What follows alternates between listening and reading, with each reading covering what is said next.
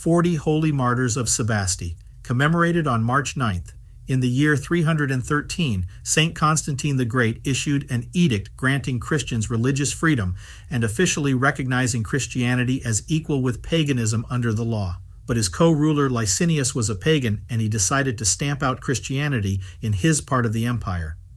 As Licinius prepared his army to fight Constantine, he decided to remove Christians from his army, fearing mutiny.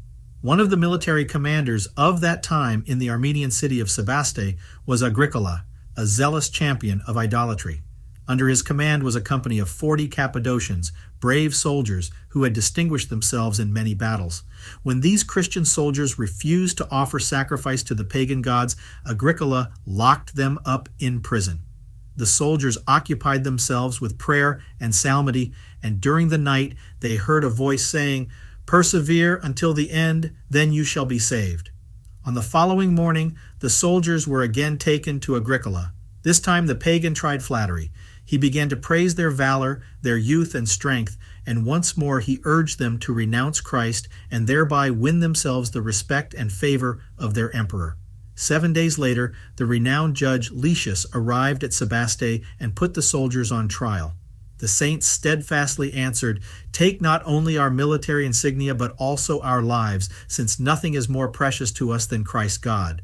Licinius then ordered his servants to stone the holy martyrs, but the stones missed the saints and returned to strike those who had thrown them. One stone thrown by Licinius hit Agricola in the face, smashing his teeth. The torturers realized that the saints were guarded by some invisible power. In prison, the soldiers spent the night in prayer, and again they heard the voice of the Lord comforting them. "He who believes in me, though he die, yet shall he live." John 11:25. "Be brave and fear not, for you shall obtain imperishable crowns."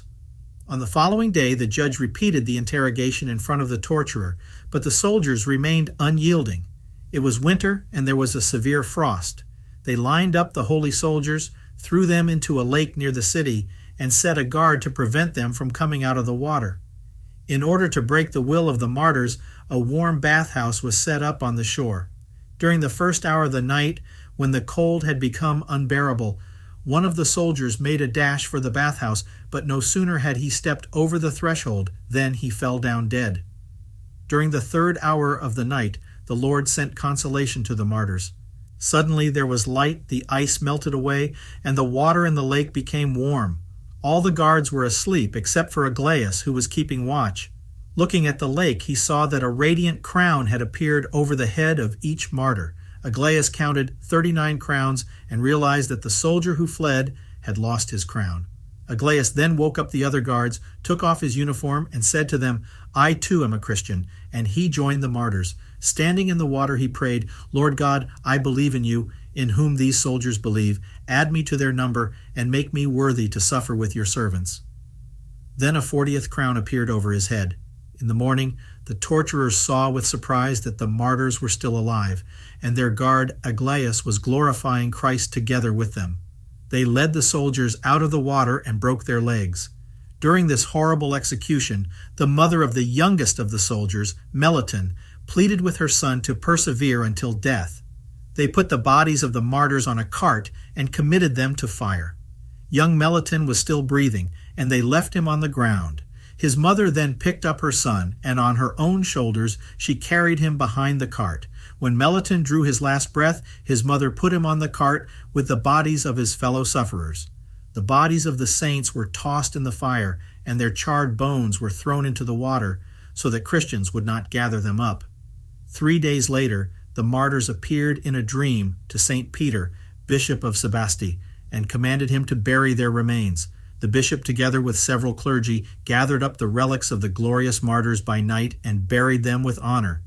There is a pious custom of baking skylarks, pastries shaped like skylarks, on this day, because people believe that birds sing at this time to announce the arrival of spring. 40 skylarks are prepared in honor of the 40 martyrs. The names of the 40 martyrs are Syrian or Quirio, Candidus, Domnus, Hesychius, Heraclius, Smaragdus, Eunotius or Eunuchus, Valens, Vivianus, Claudius, Priscus, Theodulus, Eutychius, John, Xanthius, Helianus, Licinius, Aglaius, Aetius, Flavius, Acacius, Ecdicius, Lysimachus, Alexander, Elias, Gorgonius, Theophilus, Domitian, Gaius, Leontius, Athanasius, Cyril, Sacerdon, Nicholas, Valerius, Philoctemon, Severian, Cudian, Aglaius, and Melitone.